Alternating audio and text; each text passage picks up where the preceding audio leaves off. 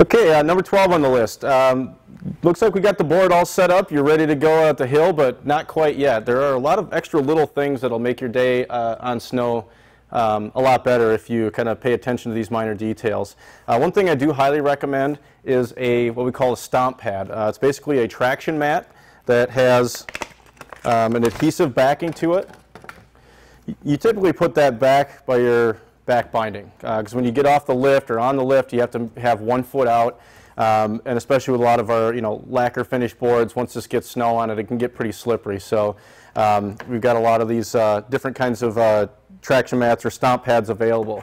You've even got a lot of really cool like little aluminum logo mats you can put around there, little like studs that kind of add to the look of the board. We even have some clear ones too, so if you got a really cool looking graphic and you don't want to completely cover it up, we've even got some clear mats too. That really will definitely make your day a lot easier. You won't fall quite as much getting off the lift.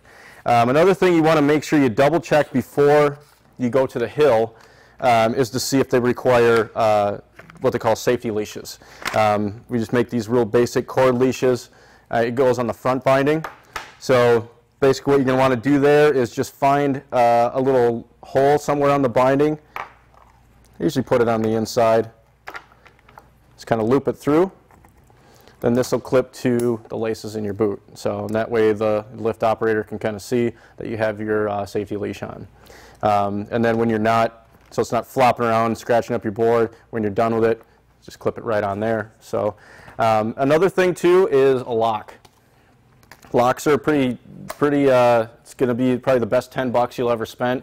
You just spent, $4,000 to $1,000+ on this thick new setup. A little retractable cable lock that carries really easy in your pocket will definitely make that board thief move on to the next board that doesn't have a lock on it. So highly recommend that. And then last but not least, and more important in my opinion, is tools. Make sure you have really good tools. The bullet tool that we make here works really good.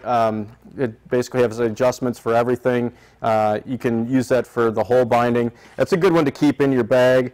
One of my personal favorites is the zip tool. It's really small. It has everything you need on it. It's about the size of a book of matches. You can carry it on the hill with you. It's like you don't have to have like a really big tool that's sitting next to your chest. If you fall, you're not going to like break your ribs or anything. So that one's really cool because making sure that you do a little preventative maintenance and tightening everything down is going to make sure that you're going to have a much better day on the hill. It really sucks once you get out to the hill, get to the top of the hill, maybe midday or so, and all of a sudden you look down and one of your straps is gone.